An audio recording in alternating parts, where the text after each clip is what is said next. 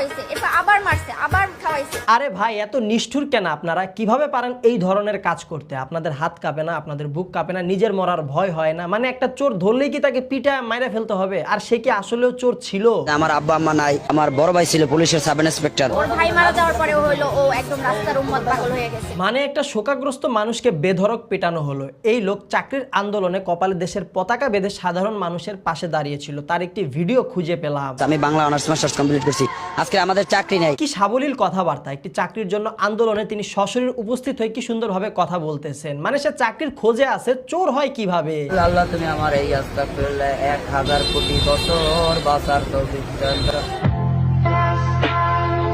গতকাল থেকে এই বিষয়টা আমি মানতেই পারতেছি না। কতটা কষ্ট সহ্য করে সেই দুনিয়ার মায়া ত্যাগ করলো, কতটা যন্ত্রণায় কাতরে ছটফট করে সে মারা গেল। তার আশেপাশে এতজন মানুষ দাঁড়ায় দাঁড়ায় তামাশা দেখলো, তার এতটা কষ্ট